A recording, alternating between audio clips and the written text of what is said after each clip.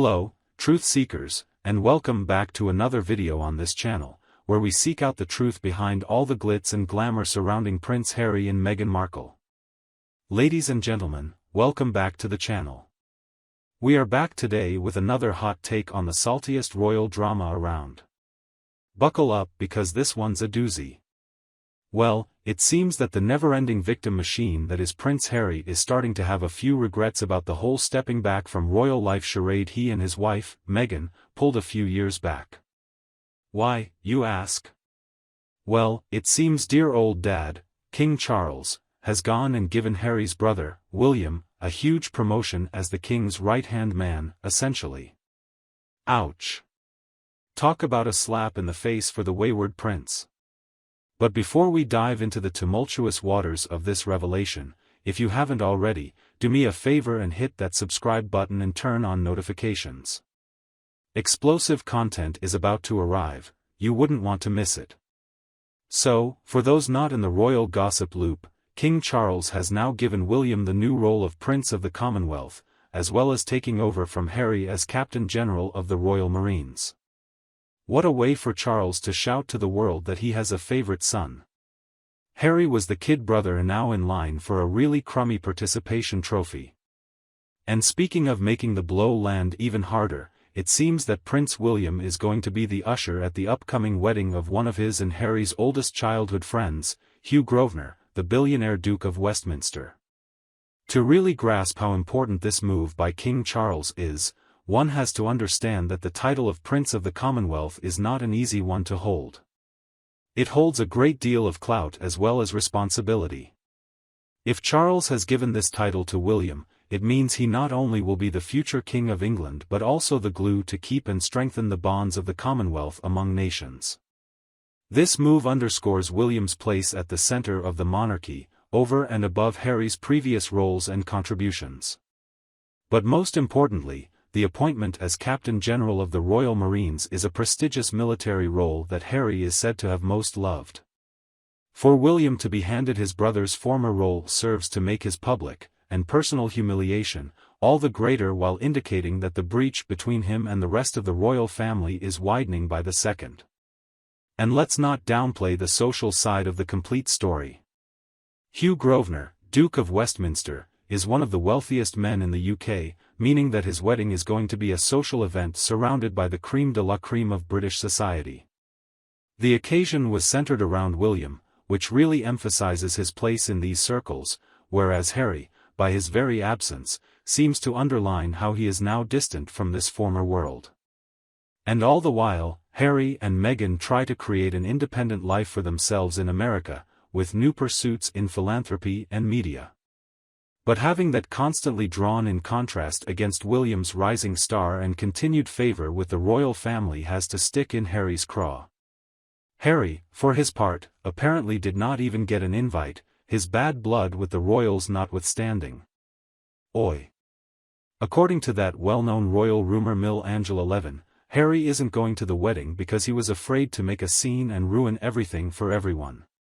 Oh, give me a break, Harry.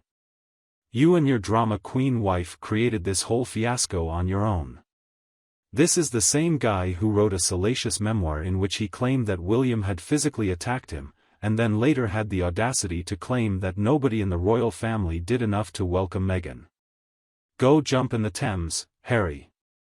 Meanwhile, Meghan can't stop trashing the in-laws, either through publicity stunts or with petty interviews taking cheap shots at the royal family.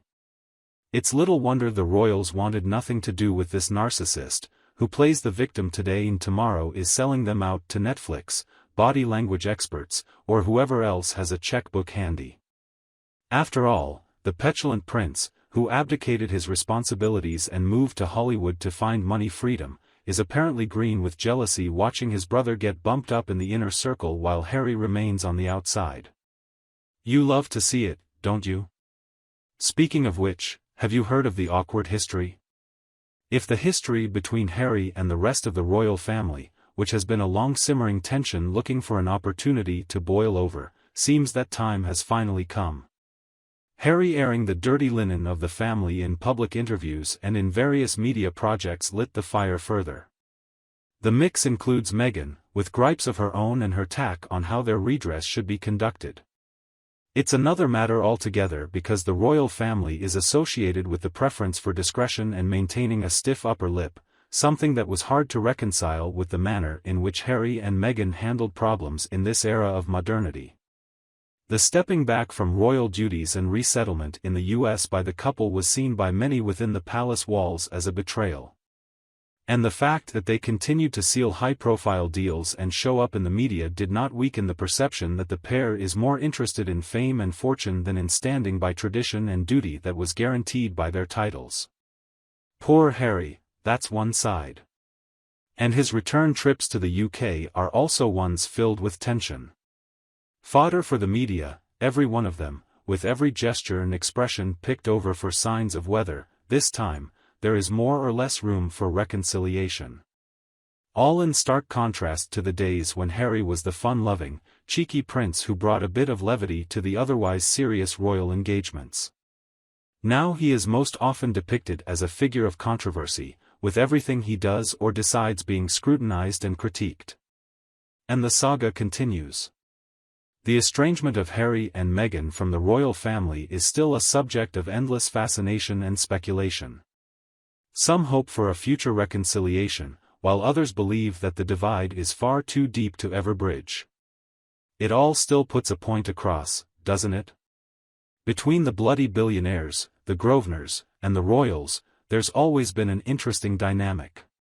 Apparently, back in 2004, when King Charles was still just the Prince of Wales and dating Camilla, the Grosvenor family refused to let Camilla be seated next to Charles at one of their daughters' weddings because they weren't married yet. Can you imagine being that big of a deal with your prestige, that you could diss a future king and get away with it? Oh, the Queen and Charles were, apparently, very crossed up and ended up not going to the wedding, more or less cutting off the Grosvenors for years. That caused quite some bad blood between a couple of influential families.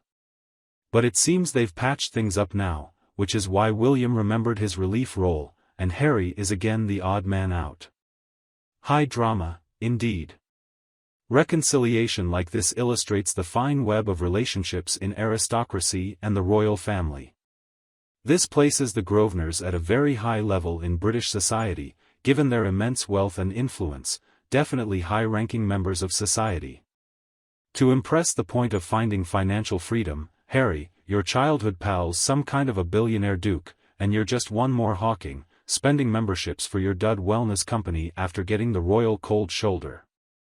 At this point, a person might begin to wonder what is going through Harry's mind as he watches his older brother get all the titles and responsibilities, thanks to Papa Charles, while Harry, more and more, becomes the bigger royal outcast.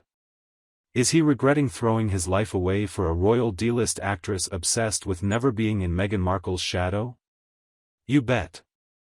There is something very jarring about how divergent William's life is from Harry's, and I think that is put in such a sharp contrast.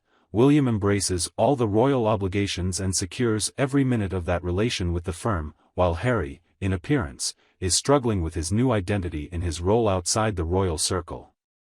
So, is Harry really regretting his choices, or does he feel content with the path he is now treading? You let me know in the comments section below. Until then, stay tuned on all the new shocking stories and scandalous exposés on our YouTube channel. Make sure to like, share, and subscribe for all the latest about the royal family. Thank you for watching.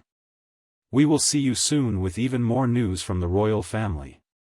Bye for now.